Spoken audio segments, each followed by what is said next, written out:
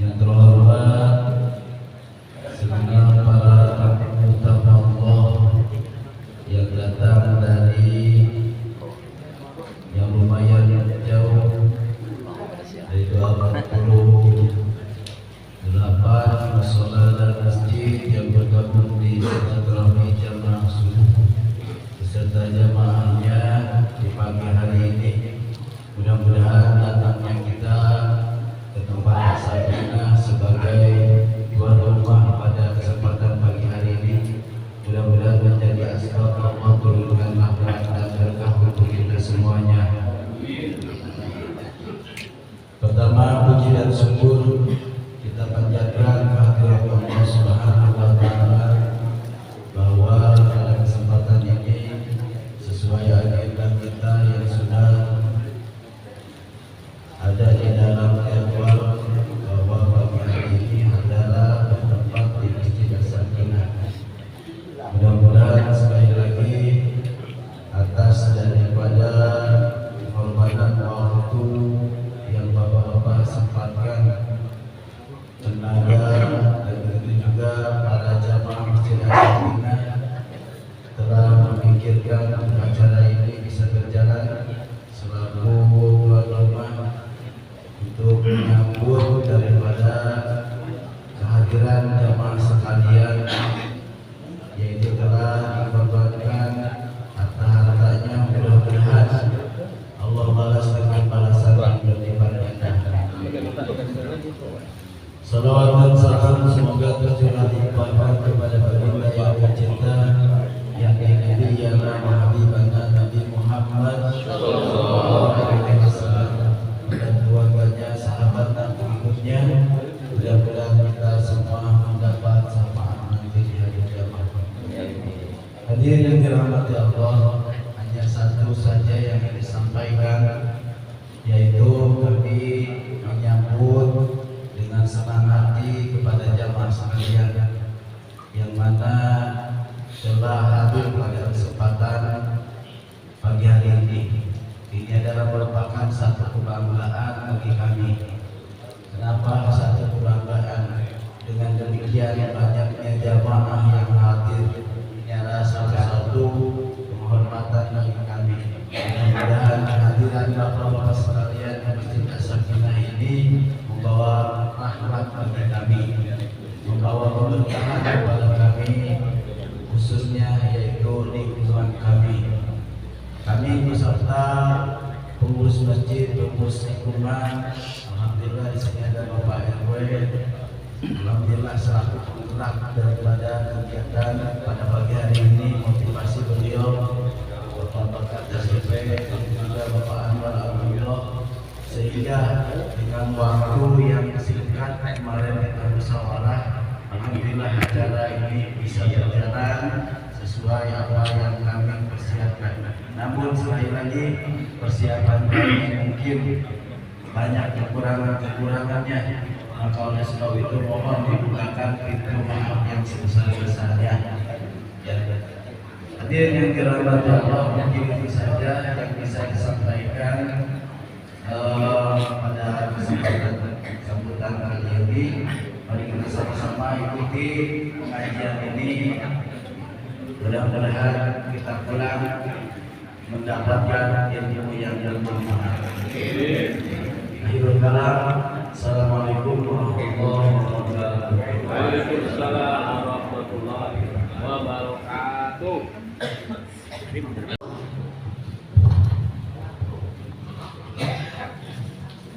Assalamualaikum warahmatullahi wabarakatuh. Waalaikumsalam warahmatullahi wabarakatuh. Alhamdulillah, alhamdulillahilladzi arsala rasulahu bil huda wa dinil haqq liyudhhirahu 'ala ad-dini kullihi wa kafa billahi shahida.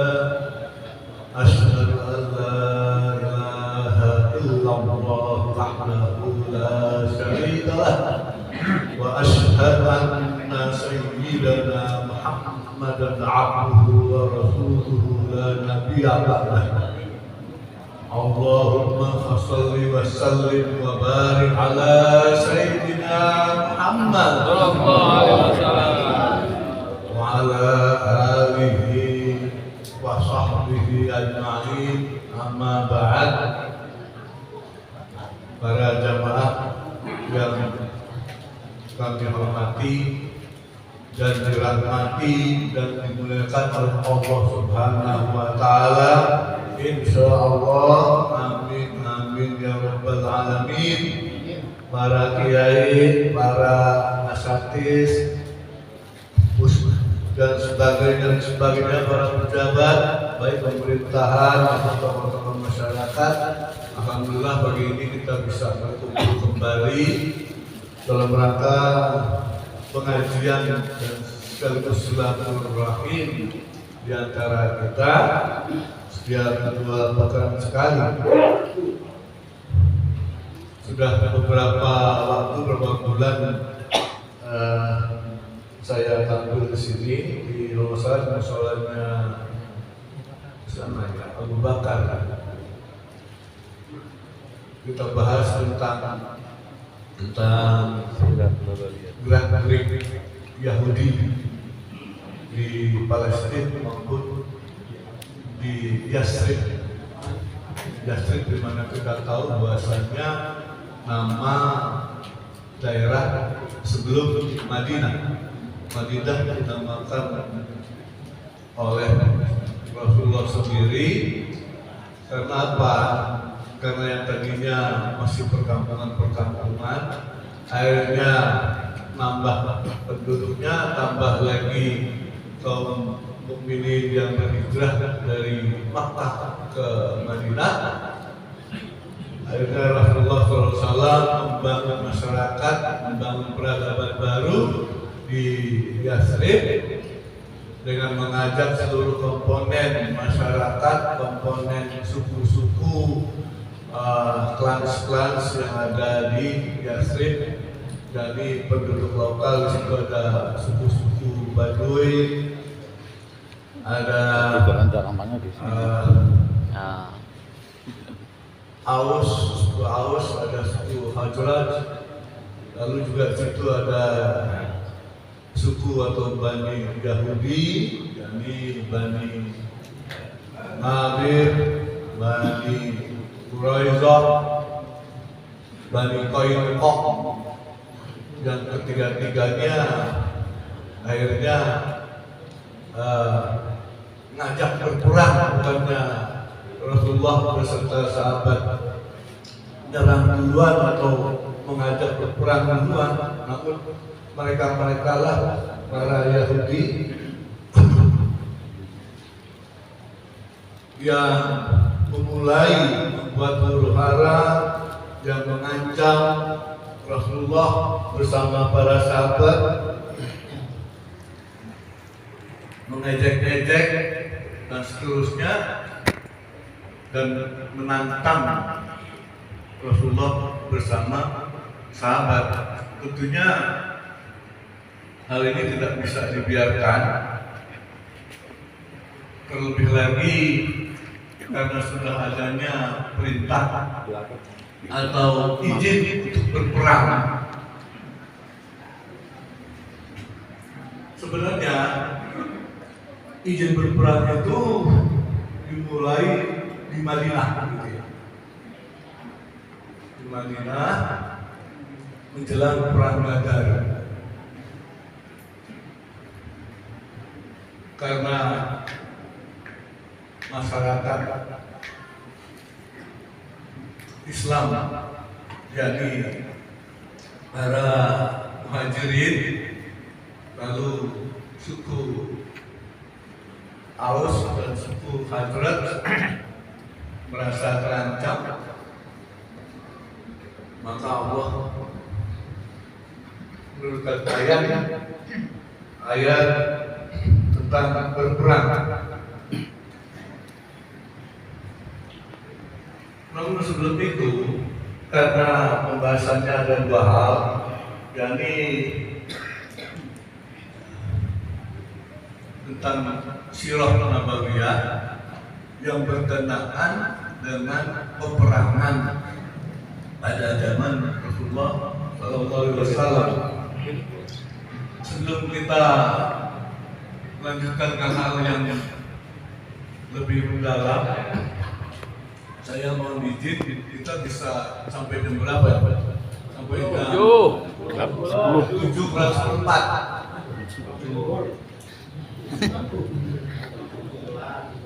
Biasanya kalau saya diskusi dengan teman-teman gitu ya, membahas tentang Sirah Nabawiyah ini, yang paling tidak itu 3 jam. 3 jam. 1,5 jam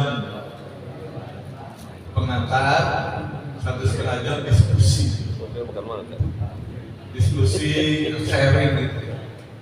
Namun kita atur saja waktunya. Sekarang jam 6 kurang 10. Berarti coba kalau misalkan 45 menit gitu ya, 45 menit bisa bagi taruh. Insyaallah. Karena kalau sudah asik, ya lupa gitu, atau kita ketiduran gitu. Bukan malah asik, malah ketiduran. Karena asiknya, maka bisa melampaui batas waktu.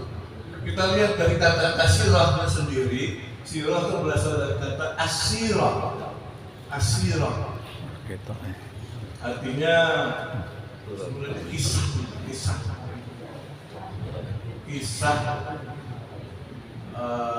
sejarah. Sebetulnya ada perbedaan makna antara sirah dengan sejarah.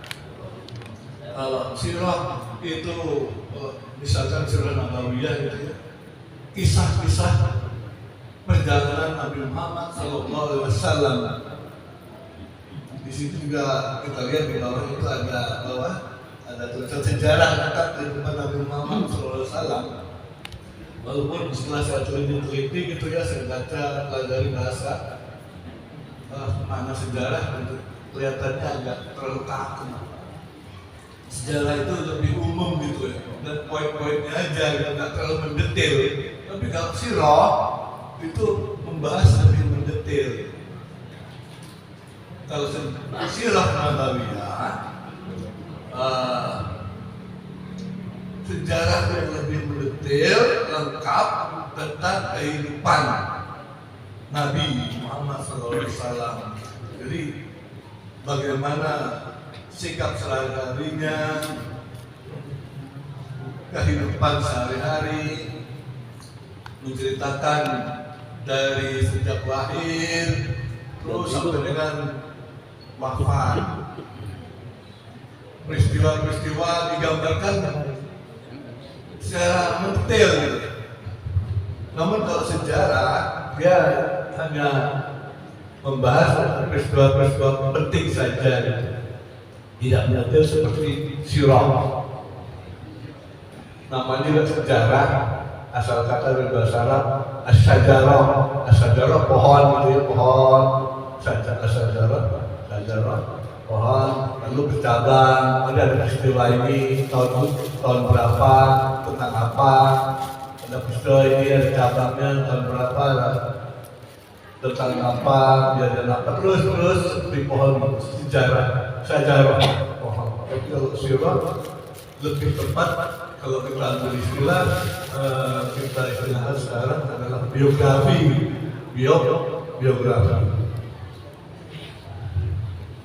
Nah, Sirah Nabawiyah sendiri pada awalnya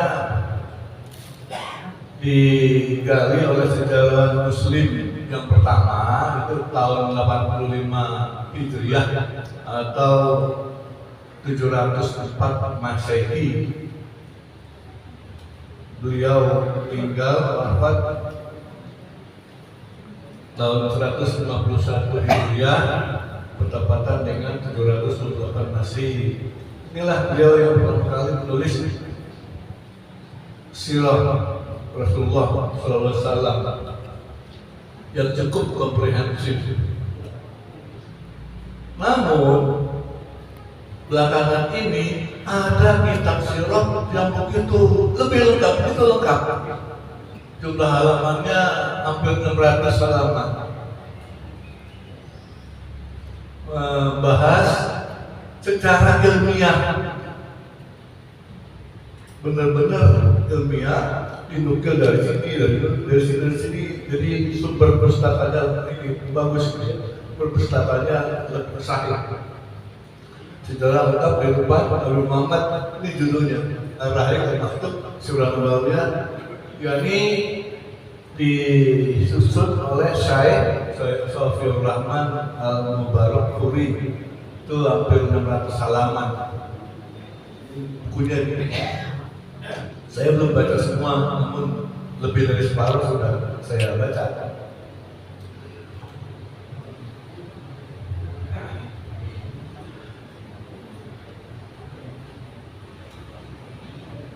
Selanjutnya mengenai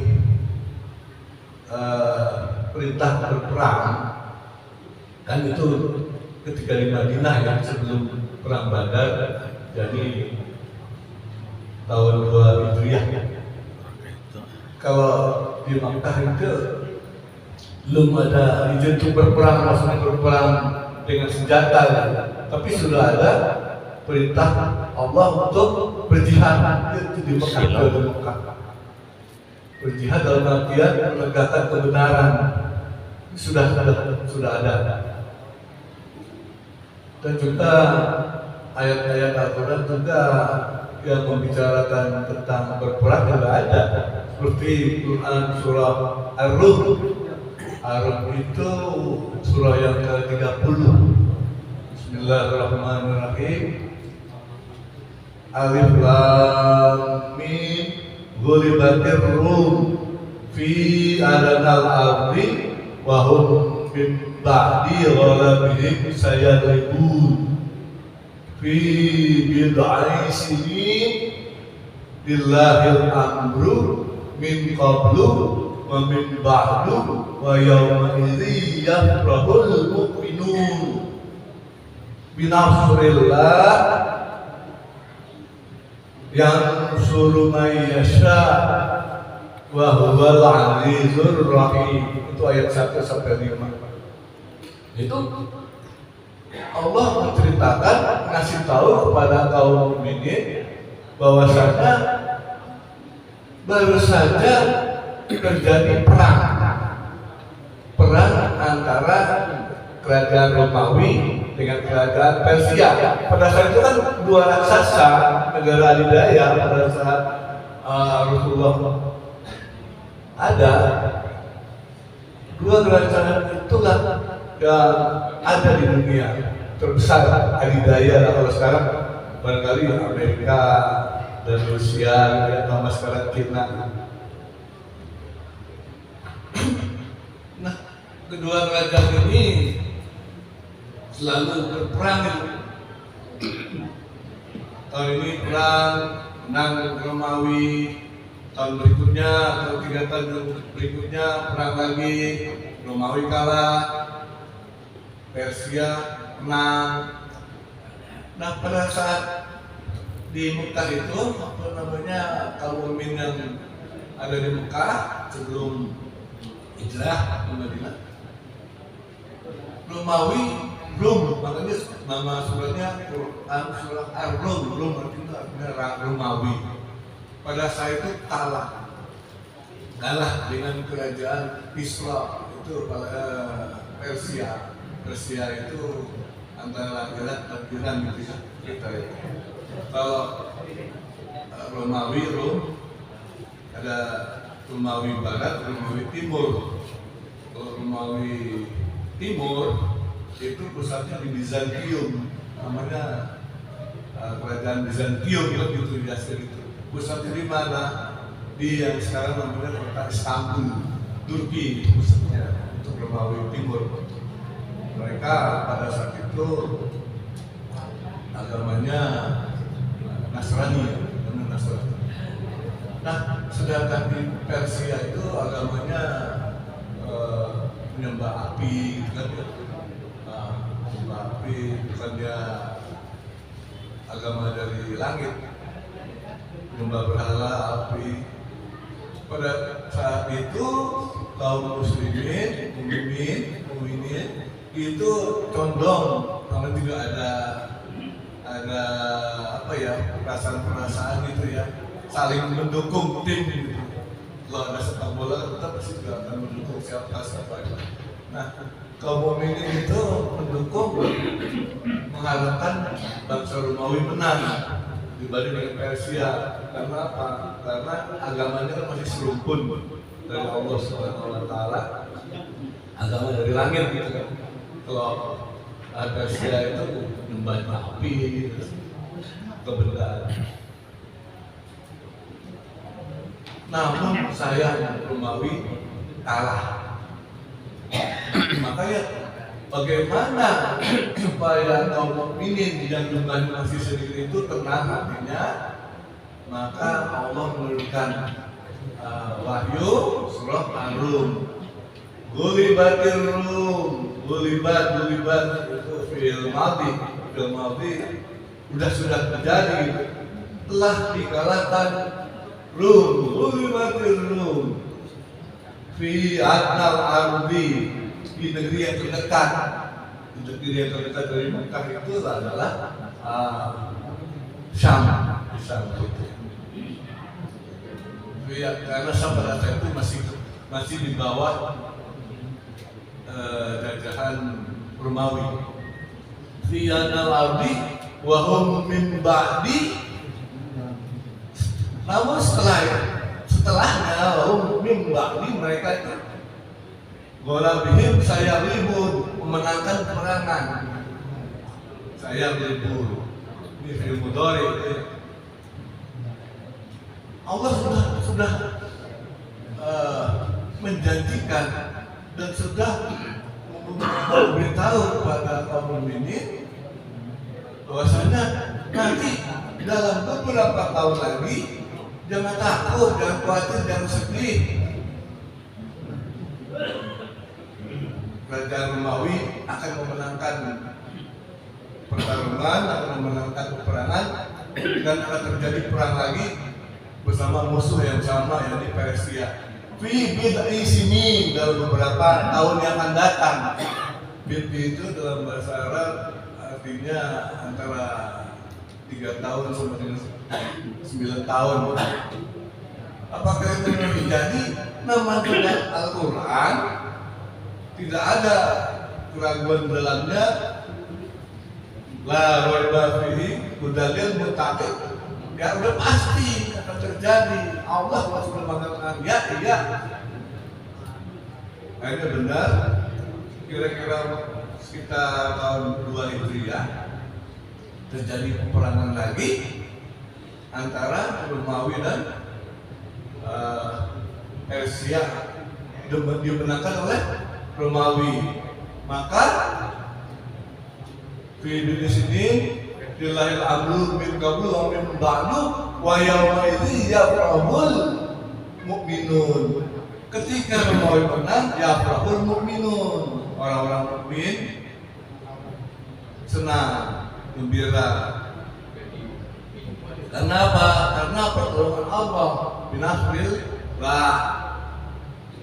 Itu urusan Allah, yang suruh mayasya. Kalau Allah mau mengendaki menang, kalau kalah. Itu urusan Allah.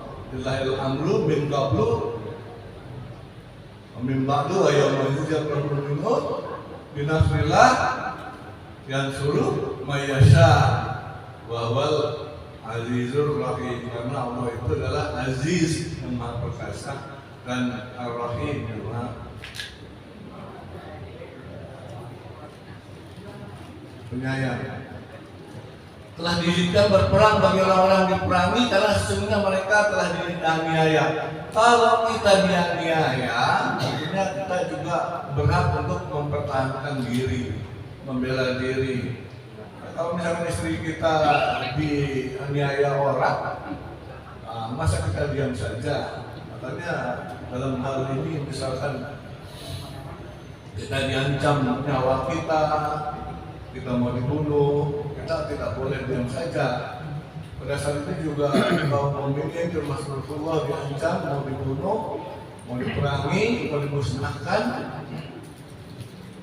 maka Rasulullah siap untuk menghadapinya.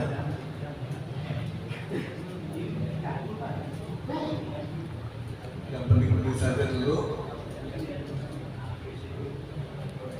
Kita lihat di sini ada Khaybar, ini benteng Khaybar, perang juga, perang pada nama Nabi. Sekitar Khaybar itu sekitar tahun 6 Hijriah atau 7 Hijriah, benteng Yahudi ini, Khaybar, benteng terakhir. Kenapa? Karena Yahudi Bani Nadir sudah dilenyapkan oleh kaum muslimin dan juga Bani Qainuqa sudah. Lalu mereka itu ada yang dibunuh, maksudnya terbunuh dalam peperangan oleh kaum muslimin, maupun mereka kabur. Ada yang ke Yaman, ada yang ke Syam, ada juga yang bikin perkampungan baru atau ikutan dengan Yahudi yang masih ada di kota atau daerah Khaybar. Sekarang bentengnya masih ada. Kalau kita ke Madinah, baru siapa yang umrah ya, yang umrah bisa mampir di Khaybar, bentengnya masih ada dan sisa-sisa peninggalannya masih ada benteng Khaybar. Begitulah kalau orang Yahudi menempati suatu wilayah, dia mendirikan benteng-benteng. Bani Nadir juga punya benteng, bikin benteng menempati suatu wilayah. Terus Bani Qainuqa demikian juga, yang paling besar bentengnya, paling luas, berlapis-lapis ada di Khaybar.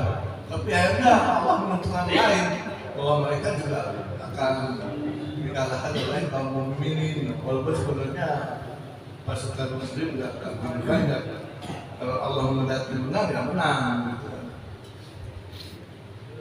Ini perang Badar sini, ini Madinah, kota Madinah. Madinah, ini perang Badar terjadi di sini. Mengapa terjadi perang Badar? Karena kafilah Quraisy yang baru pulang dari berdagang dari negeri Syam, pulang kemana? Ke Mekah. Mekah adanya di sini, di selatan Madinah. Dia pasti melewati daerah atau pinggiran Madinah, gitu kan? Ini Abu Sufyan kembali, pasukan dagangnya, kafilah dagang nggak banyak, cuma 40 orang. Tapi kan dia membawa unta, membawa barang-barang yang dari negeri Syam itu banyak, hartanya kan banyak dibawa. Nah, orang-orang mukminin ingin mencegah kafilah Abu Sufyan ini. Abu Sufyan sudah masuk Islam. Mengapa mencegah Abu Sufyan kafilah? Karena ingin mengambil harta-harta kaum mukminin yang dirampas oleh pemimpin-pemimpin Quraisy ketika hijrah dari Mekah ke Madinah. Itu kan nggak sempat harta-harta barang-barang milik kaum mukminin ya ditinggalin begitu di Mekah. Ini dirampok oleh pimpinan Quraisy. Nah, ini kaum mukminin yang sudah hijrah di Madinah, berada di Madinah, tentunya mau ingin mengambil hak-haknya lagi dong. Salah satunya adalah mencegah barang-barang harta yang perdagangan ini ya, antara Quraisy ke mana? Ke Palestina, ke Syam.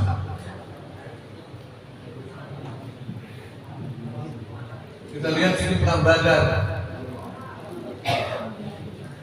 Akhirnya Abu Sufyan mengutus salah satu utusannya, segera kamu balik ke Mekah, beritahu pimpinan Mekah, Abu Jahal.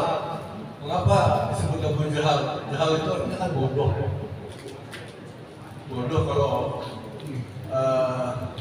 ulama besar kita itu mengatakan Abu Jahal itu artinya bapak super goblok gitu. Karena bodohnya dia padahal tahu bahwasanya Nabi Muhammad itu utusan Allah, tahu bahwasanya ada agama yang datang, agama Islam, agama Muhammad itu benar, tahu, termasuk Abu Sufyan tidak begitu tahu. Seringkali mereka tuh Abu Sufyan, terus Abu Jahal, ada satu lagi namanya siapa ya? Itu pimpinan Quraisy. Tiga-tiganya dalam suatu malam datang ke rumah Rasulullah. Malam datang ke rumah Rasulullah, ngintip sampai subuh, ngintip. Tapi mereka nggak bareng berangkatnya.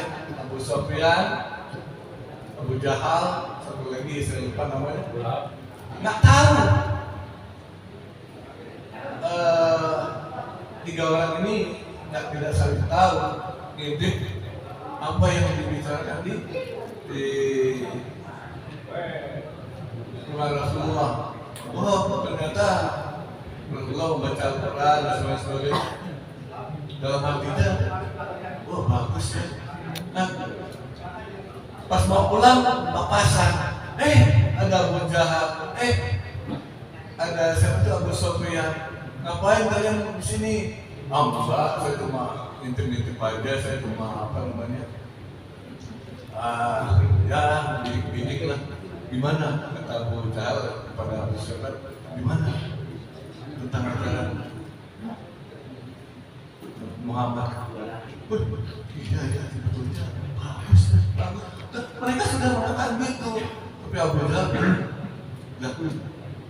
gimana dong untuk pemimpin Quraisy? Aku gimana dong kalau misalkan aku nurutin Muhammad, gengsi saya gimana? Nah gengsi jadi cuma gengsi doang sebetulnya mereka kan bisa pergi kan? Karena gengsi aja. Toh juga anaknya Abu Sufyan juga istri Rasulullah juga kan gitu kan? Ada sebetulnya. Udah mereka tuh ya cuma gengsi aja lah karena menjabat gitu ya. Jadi mana yang benar, mana yang salah udah tahu, cuma ya akhirnya ya karena jabatan akhirnya yang benar dikalahkan gitu ya.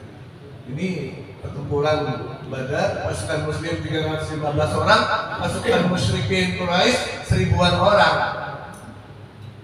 Dimenangkan oleh pasukan mukmin. Karena apa? Karena Allah mengirimkan bala tentara, yakni berupa malaikat terjun langsung dalam perang Badar. Makanya kalau ada kaum musyrikin Quraisy, pasukan Quraisy itu ada yang kepotong, kepisah kepala dengan badannya, nggak ada darahnya, langsung angus, itu malaikat gitu. Tapi kalau pasukan Muslim yang menembas leher pasukan Quraisy, dia berdarah. Itu aja bedanya. Itu banyak yang kan terjadi begitu ya pada saat perang Badar. Jadi ada 3 perang yang malaikat turun tangan gitu, turun kaki. Jadi perang Badar, perang Ahzab, perang Tarik. Ahzab itu pasukan sekutu Quraisy gabung dengan Yahudi, gabung dengan musyrikin Badui Madinah, gabung menyerang kaum muslimin Madinah. Namanya Ahzab, perang Ahzab. Ahzab itu sekutu gitu ya, lawan muslimin. Terus satu lagi perang langsung turun malaikat, dan malaikat adalah perang Hunain. Hunain itu ketika setelah Fathul Makkah. Fathul Makkah itu tahun 8 Hijriah. Wah itu berat karena strategi perangnya kalah kita dengan bangsa Yathrib itu kan.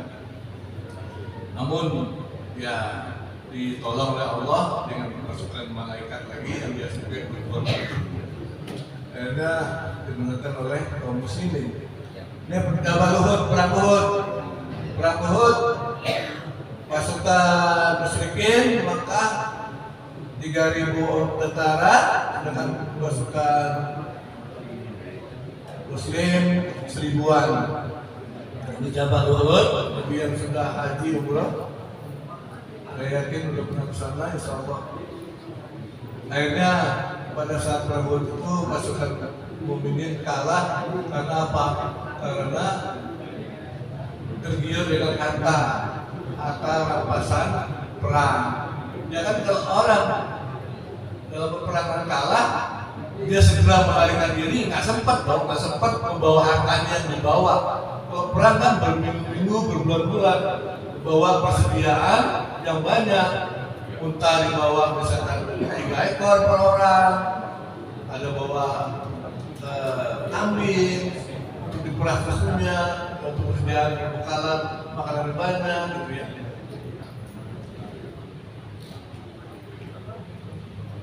Jadi karena ditinggalkan oleh pasukan Quraisy di Uhud ini, pasukan pemanah dari Bukit Uhud ini turun ambil barang rampasan itu yang ditinggalkan oleh pasukan Quraisy.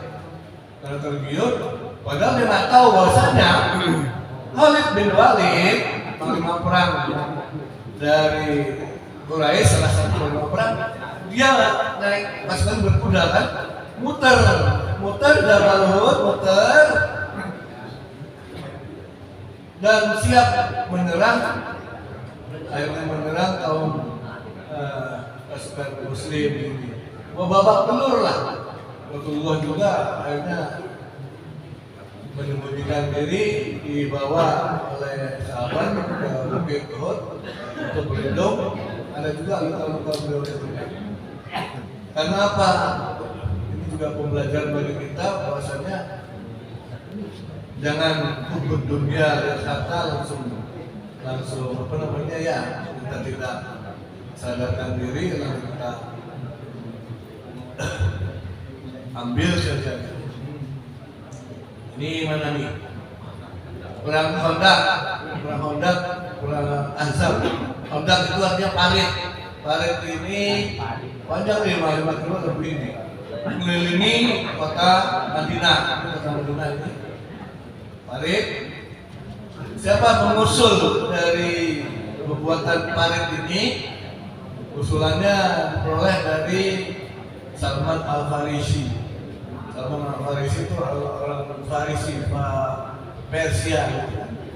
Itu biasa pernah gitu ya di sana kalau perang untuk melindungi diri supaya pasukan musuh tidak mudah mencapai menyerang kita. Di parit lebarnya bisa 5 meter sampai 6 meter, lebar dalamnya bisa 10 meter gitu. Pasukan berkuda dan juga pasukan berjalan kaki sulit untuk menembus.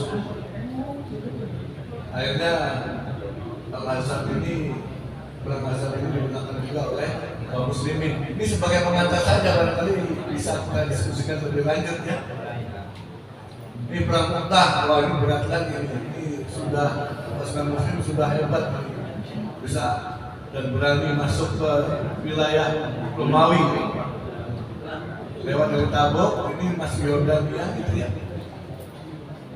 Saya rasa itu saja dulu ya sebagai pengantar. Mungkin ada pertanyaan dan sebagainya, silakan untuk kita diskusikan.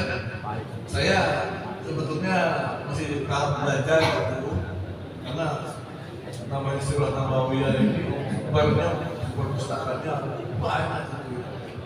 Bayangkan saja satu buku ini 600 halaman, baca semua. Nah kita sama-sama belajar. Kalau misalnya saya nggak tahu, tentunya barangkali teman-teman lebih tahu, tolong kasih tahu sama-sama muzakarah gitu ya, saling asuh. Di sini juga banyak teman-teman guru kita, kiai kita, barangkali bisa memberikan sharingnya. Demikian, jika ada pertanyaan silakan. Silakan para jamaah yang ingin ada pertanyaan, dibatasi 2 pertanyaan aja karena waktunya biar sama-sama dapat. Silakan Pak. Silakan. Inyong. Ya, Pak Inom. Silakan Pak Toto dulu. Toto dulu. Oh, yang dulu ya. Bismillahirrahmanirrahim. Assalamualaikum warahmatullahi wabarakatuh. Waalaikumsalam warahmatullahi wabarakatuh. Langsung pada pertanyaan. Muslim Quraisy dengan Muslim Indonesia seperti apa bedanya? Dan perang Uhud sama perang Subuh di Indonesia gimana? Dan maknanya perang zaman dulu sama perang sekarang seperti apa? Matur nuwun. Assalamualaikum warahmatullahi wabarakatuh. Sebenarnya jawabannya sudah ada pada diri Pak Nyong. Pak Dede luar biasa. Sebenarnya sudah ada jawabannya gitu ya. Cuma barangkali teman-teman juga perlu tahu gitu kan. Saya juga yang belum tahu jadinya tahu. Nah sekarang saya balik tanya pada Pak De. Menurut Pak De gimana? Nanti kita diskusikan. Silakan Pak De. Yang pasti kita masjid sudah banyak sekali, tapi kita perang memerangi sholat subuh banyak yang kalah.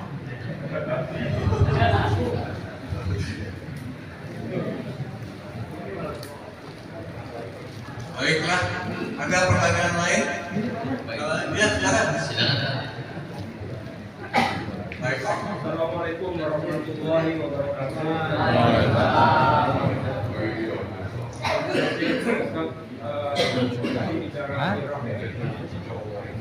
Artinya kita membaca atau mempelajari kehidupan Rasulullah Shallallahu Alaihi Wasallam, yang mana sirah itu dibikin atau dibikin atau dirangkum atau dimulai dari tahun 85 Hijriah. Sementara sekarang berada di 1446 Hijriah. Artinya sudah ribuan tahun yang lalu. Ya. Nah, intinya adalah kita ingin beriktibar setelah mempelajari, kita ingin beriktibar pada Rasulullah dalam kehidupan yang sesungguhnya. Pertama adalah kehidupan yang vertikal, kita kepada Allah. Ini sangat jauh kita. Apalagi kehidupan yang horizontal, yang bermasyarakat. Ini juga kita sangat jauh. Mungkin banyak di antara kita yang khusus vertikal saja, tapi dengan lingkungan kita tidak peduli. Mungkin ada masyarakat yang kelaparan, masyarakat yang tidak pernah sholat dan sebagainya, kita tidak peduli. Kemudian yang ketiga adalah kehidupan Rasul dalam pemerintahan. Mungkin ini tidak perlu. Yang perlu kita sampaikan adalah kedepannya nih, Pak Ustaz, kalau kita belajar sirah mungkin yang lebih spesifik lagi, lebih khusus, misalnya bagaimana Rasulullah menjadi seorang pengusaha yang baik. Dari remaja sampai dia menikah dengan ketiga, dia menjadi pengusaha yang mana dia tidak punya modal, orang miskin, orang kapal, sehingga dia menjadi pengusaha yang sukses. Bahkan dia bisa menikahi atau tidak pun karena yang tinggi. Nah ini yang perlu kita kaji seberapa besar dia perjalanannya. Begitu Pak Ustaz. Kemudian yang ketiga, nah dengan kondisi seperti ini kita di Adiasa, kemudian di Cikatungga dan sebagainya. Kalau kita belajar ya terkait dengan sirah itu sendiri, makanya kita juga harus mengikuti beliau minimal dalam sholat wajib berjamaah Pak Ustaz. Apa yang disampaikan Pak Ustaz tadi memang benar. Kalau kita melihat jamaah subuh ketika surah Adiasa, kalau memang mereka hadir, insya Allah itu akan menggetarkan masyarakat muslim di lingkungan kita Pak Ustaz. Begitu besarnya, karena Rasulullah menyampaikan begitu beratnya kalau perlu berjamaah bagi orang-orang munafik. Jadi untuk itu ini menjadi tanggung jawab nanti Sirah Jambu. Kalau saya usul bagaimana nanti bisa menghidupkan jamaah-jamaah subuh di lingkungan kita. Itu saja Pak Ustaz. Yang pertama tadi kalau nanti depannya belajar sirah lebih spesifik lagi, misalnya kehidupan berniaga, atau kehidupan Rasulullah dalam bermasyarakat atau kehidupan yang seperti apa, sehingga kita lebih fokus untuk mencontoh atau beriktibar pada kita. Terima kasih. Assalamualaikum warahmatullahi wabarakatuh. Terima kasih Pak Eko. Memang surah ini riwayat kehidupan, perilaku, dan apapun aktivitas dari Rasulullah SAW masa hidup beliau. Gimana bisa kita belajar dari datang yang lain ya? Ada di situ. Bagaimana berperang ada. Bagaimana menjalin kerjasama dengan sesama Muslim, menjalin kerjasama dengan non-Muslim, berdagang. Banyak hal lainnya yang bisa dipelajari dari sirah. Makanya ahli tafsir, mufassirin, kalau tidak menguasai sejarah, maka dia belum menjadi mufassir, menjadi mufassirin yang hebat. Karena apa?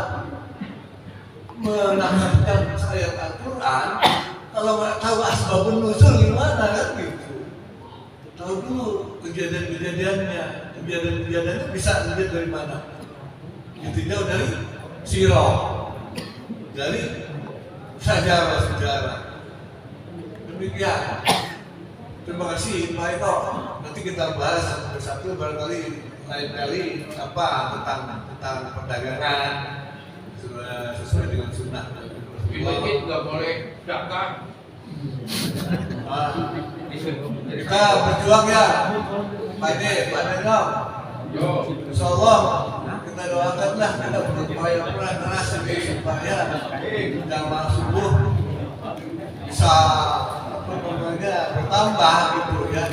Baik di sini ketika pelaksanaan sholat Tabuh maupun di mushola dan masjid masing-masing. Kita berupaya keras dengan cara solusi. Mantap, ayo sebulan kafirah. Silakan Pak, ada lain? Pak, ya Pak. Ya. Assalamualaikum warahmatullahi wabarakatuh. Waalaikumsalam warahmatullahi wabarakatuh. Berdiri biar kelihatan kumisnya. Langsung aja dan pertanyaan Pak Ustadz.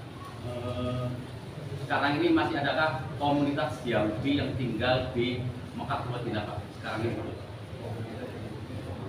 Secara data tidak ada. Kan Mekah dan Madinah itu kota suci. Kota suci yang selain Muslim nggak boleh. Kalau kita datang ke Mekah, sebelumnya kan ada pemeriksaan, lihat paspornya, terus apa namanya harus dicek sama imigrasi di sana, petugas dari mana, tujuannya untuk apa. Komunitas Ustaz. Dan dilarang kaum non-Muslim masuk kota suci Mekah maupun Madinah, itu dilarang. Kalau Jeddah bukan kota suci, Jeddah kota internasional. Dulu-dulunya sih masih bagus lah, Islamnya masih bagus, masyarakat apa namanya keagamannya, keislamannya masih kuat. Sekarang kok kenapa ya kerajaan Arab Saudi kenapa dulu nggak ada bioskop di Jeddah? Karena bioskop sudah ada. Itu. Karena alasannya ya, kota internasional, bangsa manapun, agama manapun bisa masuk di Jeddah. Jadi kan kalau bangsa Yahudi ya nggak ada agama Yahudi, orang Yahudi yang kemana masuk Mekah, di Mekah dan Madinah nggak ada. Namun orang penyusup ada. Jangankan di Mekah Madinah, di kita ini banyak yang menyembunyikan identitas. Di Indonesia banyak KTP itu Islam loh Pak, padahal dia Yahudi. Karena apa? Karena dia takut diserang oleh lain masyarakat lain dia nggak bisa bergaul nantinya kalau misalnya jelas-jelas dalam yang banyak itu. Coba kita lihat perkembangan jauh mana secara diam-diam ya di Sumatera, di mana di Sulawesi Utara, gimana tambahannya? Ini Pak, mas saya kan bukan ada suku Yahudi yang tinggal di Indonesia yang bersejarah. Yang maksud saya tuh sekarang ini masih ada nggak komunitas orang Yahudi tersebut tuh Pak? Komunitas Ya, yang tinggal di sana bukan yang datang yang mungkin di sana gitu loh Pak. Dulu kan ada tuh kalau nggak salah ada 3 suku lah di Madinah gitu loh Pak. Yang saya hari ini tuh masih ada nggak komunitas tersebut? nggak ada. Oh ya, jadi komunitas itu sekarang di Tanah Haram masih ada apa enggak? Tidak ada. Tapi kelihatannya tidak ada pada waktu Inyok di sana ada wanita boleh pakai celana pendek keliling sekitar Ka'bah. Iya, nggak ada. Kalau bicara dua lagi Pak, lakukan di Mekah atau Madinah di Arab Saudi lah gitu lah. Iya. Masih ada nggak yang suku tersebut loh? Yang sebenarnya zaman Nabi itu masih ada nggak?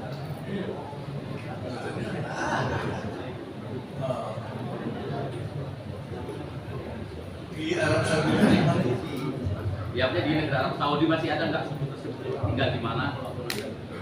nggak ada. Cuma tadi ini sempat sih ada, tapi komunikasi nggak ada.